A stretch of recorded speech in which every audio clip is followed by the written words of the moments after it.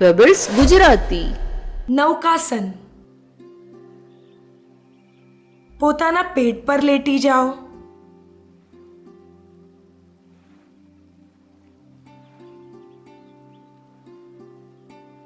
હાથોને આગળ લઈ જોડી લો. પગના એડીઓને જોડી લો.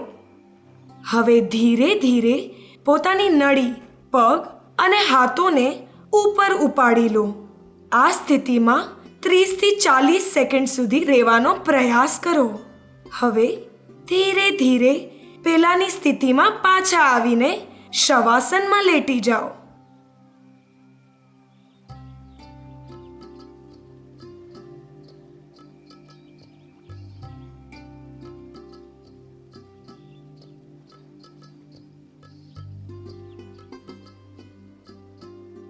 આ આસનમાં શરીર નૌકા એટલે કે એક હોડી જેવું લાગે છે, એટલે એને નૌકાસન કહેવાય છે.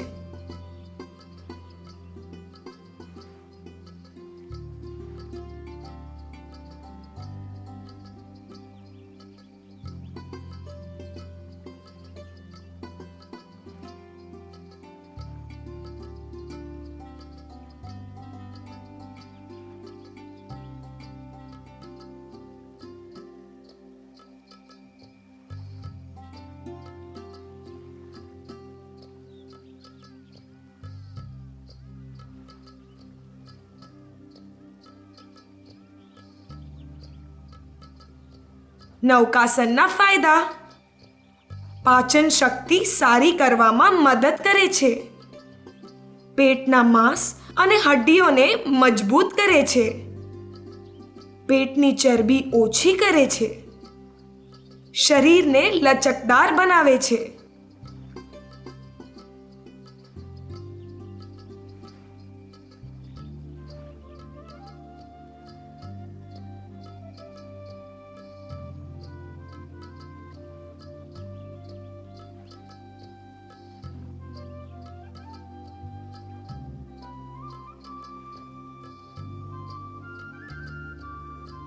ચેતવણીઓ: કમરમાં દુખાવો હોય તો આ આસન ના કરતા. રીઢની હડ્ડીમાં દુખાવો હોય તો પણ આ આસન નહીં કરતા.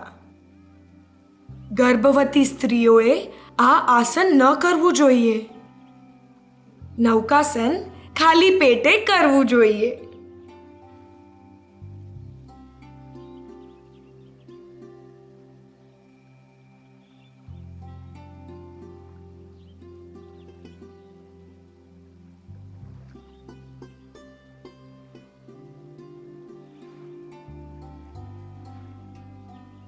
પર્વતાસન. પહેલા પદ્માસનમાં બેસી જાઓ. શ્વાસ ભરીને રોકી રાખજો. બેવ હાથોને ઉપર લઈને આંગળીઓને જોડી લેજો.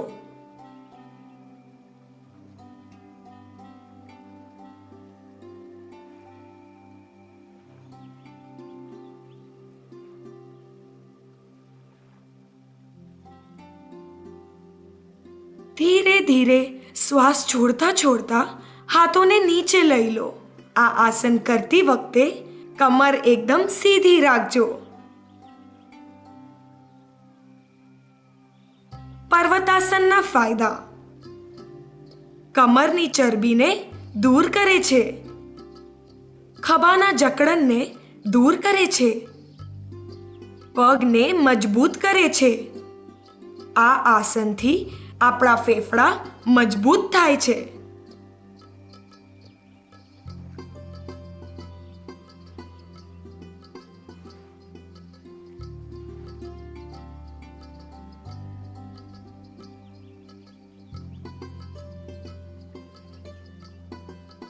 સાવધાનીઓ: આ આસનને ખાલી પેટ નહીં કરતા. ઘૂંટણનો દુખાવો હોય તો આ આસન ના કરતા.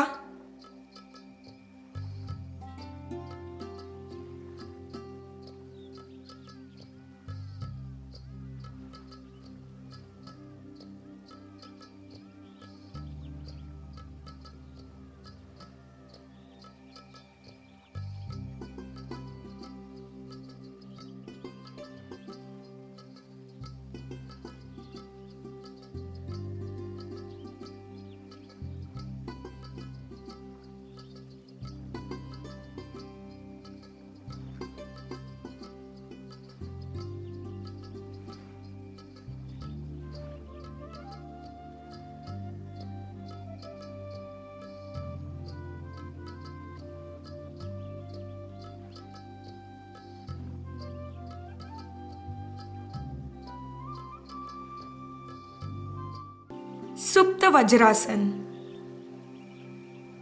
પહેલા વજ્રાસનમાં બેસી જાઓ. હવે કોણીઓના મદદથી ધીરે ધીરે પાછળ વળો અને કોણીઓ જમીન પર ટેકાવી દો. હવે બેઉ હાથ કોણીઓથી વાળીને માથાના ઉપરથી જમીન પર ટેકાવો. આ સ્થિતિમાં થોડીવાર રહીને પૂર્વ સ્થિતિમાં પાછા આવી જાઓ.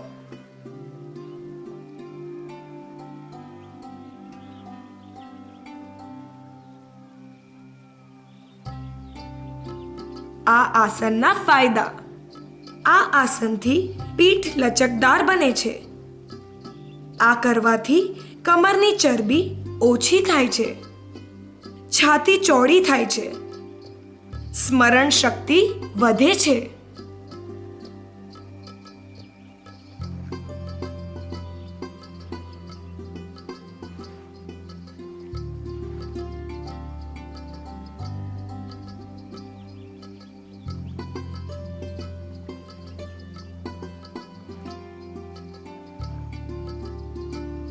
ચેતવણીઓ. આ આસનને ખાવા પછી તરત ના કરતા. ઘૂંટણનો દુખાવો હોય તો પણ આ આસન ના કરતા. આ આસન યોગ શિક્ષકની નિગરાણીમાં જ કરજો. એમની સલાહ વગર આ આસન ના કરતા.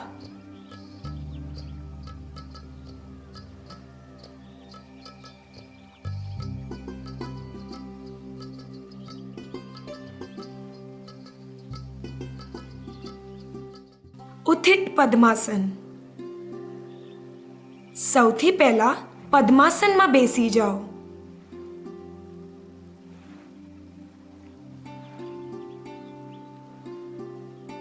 બેઉ હાથોને જમીન પર રાખો. હવે શ્વાસ લેતા લેતા હાથોના મદદથી પૂરા શરીરને જમીનથી ઉપર ઉપાડી લો.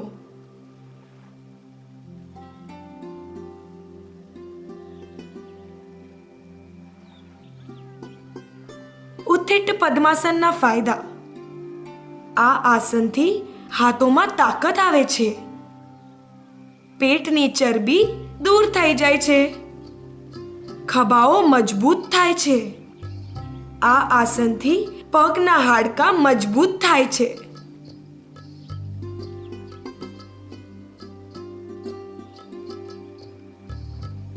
સાવધાનીઓ.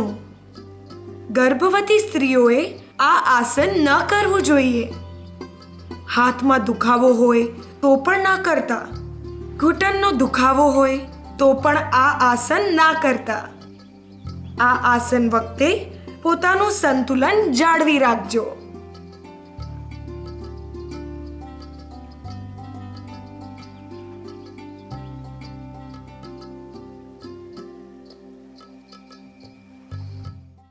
વજ્રાસન. જમીન પર બેસીને બેઉ પગ સામે રાખો. હવે તમારા ડાબા પગને ઘૂંટણથી વાળીને ડાબા કુલ્લા નીચે રાખો અને જમણા પગ સાથે પણ એવું જ કરો. પગના બંને તળિયા વચ્ચે અંતર રાખજો. રીઢની હડ્ડીને સીધી રાખજો. બેઉ હાથ સામે લાવી પંજાઓને ઘૂંટણ પર રાખજો. આ આસનમાં થોડીવાર બેસીને પૂર્વ સ્થિતિમાં પાછા આવી જાઓ.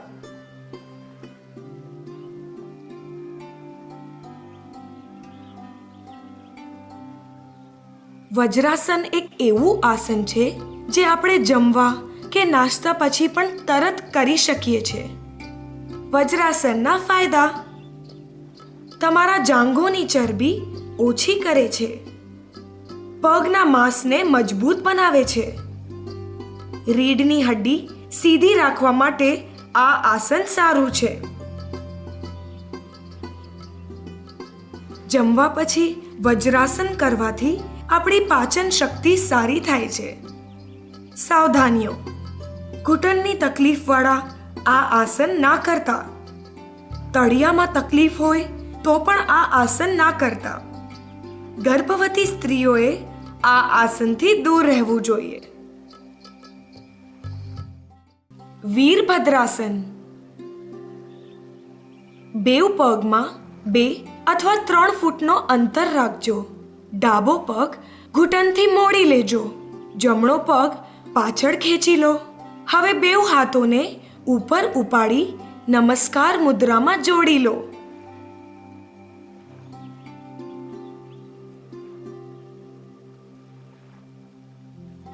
આ આસનમાં અમુક સેકન્ડ રહીને ધીરે ધીરે પૂર્વ સ્થિતિમાં પાછા આવી જાઓ.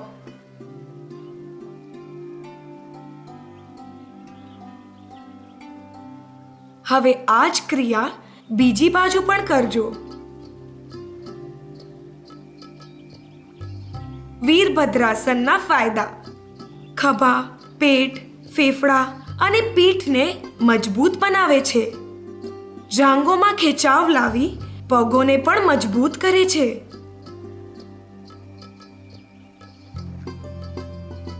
સાવધાનીઓ: ખભાનો દુખાવો હોય તો આ આસન ના કરતા. હાઈ બીપી વાળા પણ આ આસન નહીં કરતા.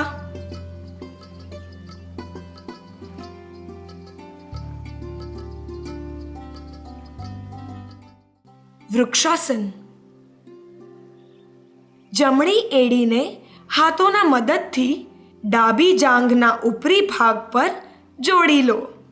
પોતાના હાથોને પ્રાર્થના કરતા હોઈએ એવી રીતે જોડી લો. હવે હાથોને એક મુદ્રામાં ઉપર ઉપાડી લો. તમારા હાથ તમારા માથાના ઉપર હોવું જોઈએ. આ સ્થિતિમાં અમુક સેકન્ડ ઊભા રહો. હવે હાથ નીચે લાવો અને પૂર્વ સ્થિતિમાં પાછા આવી જાઓ.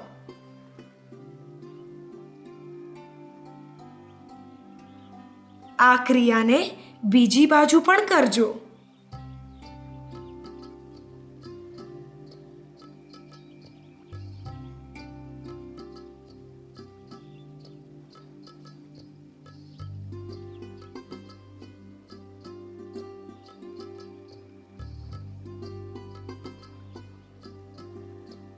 વૃક્ષાસનના ફાયદા: પગના હાડમાસને મજબૂત કરે છે. નાના છોકરાઓમાં ઊંચાઈ વધવાની શક્યતા વધારી શકે છે. શરીરનું સંતુલન વધારે છે. રીઢની હડ્ડીને મજબૂત બનાવે છે.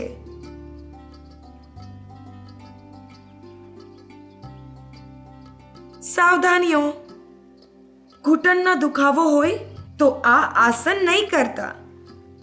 હાઈ બીપી વાળા પણ આ આસન ના કરતા.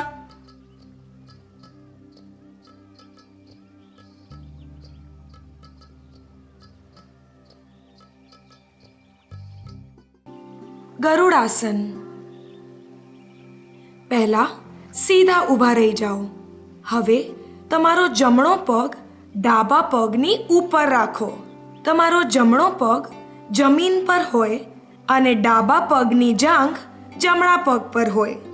હવે બેઉ હાથ કોણીઓના ત્યાંથી ઉપરની તરફ વાળો. તમારા જમણા હાથને ડાબા હાથથી લપેટી લો. નજર સામે રાખજો. થઈ શકે તો તમારા પંજાઓને મળાવવાની કોશિશ કરજો. થોડા સમય માટે આ આસનમાં રહેવાનો પ્રયાસ કરજો.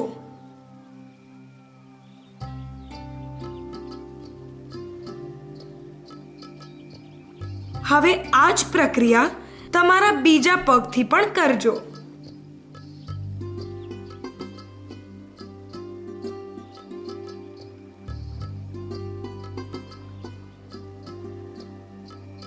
શારીરિક સંતુલન સુધારે છે. કુલ્લા અને જાંઘ મજબૂત બનાવે છે. પીઠ લચકદાર બનાવે છે. પગના માંસ અને હડ્ડીઓને પણ મજબૂત બનાવે છે. ઘૂંટણનો દુખાવો હોય તો આ આસન ના કરતા. કોણીઓમાં દુખાવો હોય તો પણ આ આસન નહીં કરતા. પદ્માસન.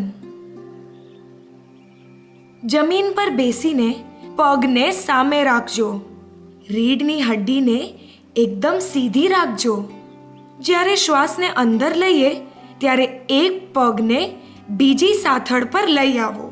આ પ્રક્રિયા બીજા પગ સાથે પણ કરજો. હવે તમે પદ્માસનમાં છો.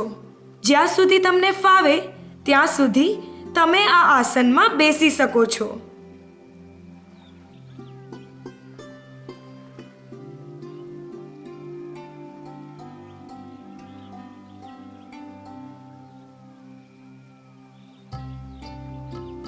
આ આસન મનને શાંત કરે છે, રીઢની હડ્ડીને મજબૂત અને લચકદાર બનાવે છે.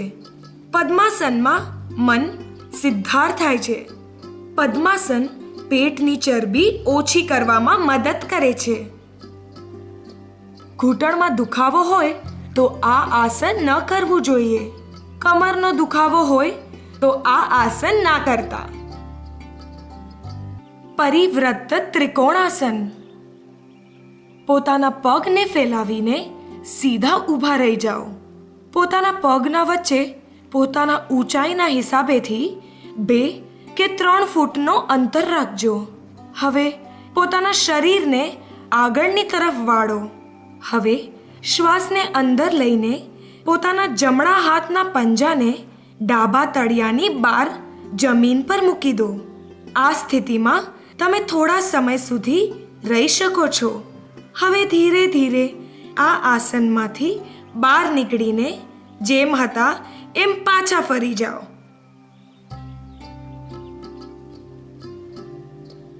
આ જ ક્રિયા તમે બીજી બાજુ પણ કરો.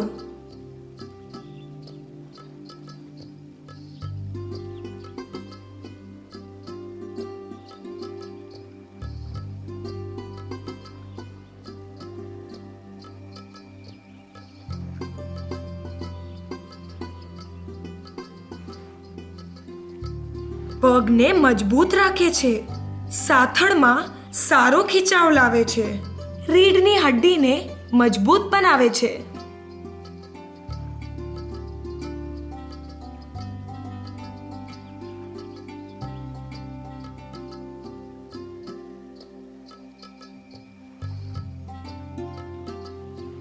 હાઈ બીપી વાળા આ આસન નહીં કરતા. પીઠ અથવા ગળામાં વાગ્યું હોય તો આ આસન ના કરતા.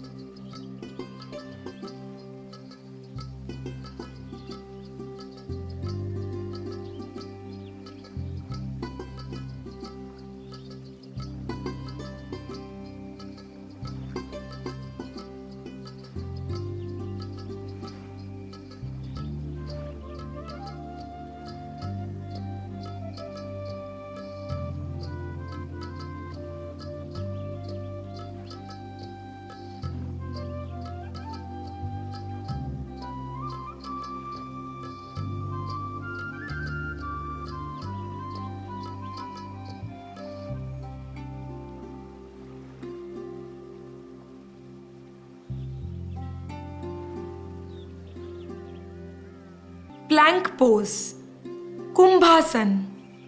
પહેલા વજ્રાસનમાં બેસી જાઓ. હવે પોતાના હથેળીઓને સામેની તરફ જમીન પર રાખો. પછી પોતાનું શરીર ઉપર ઉપાડો.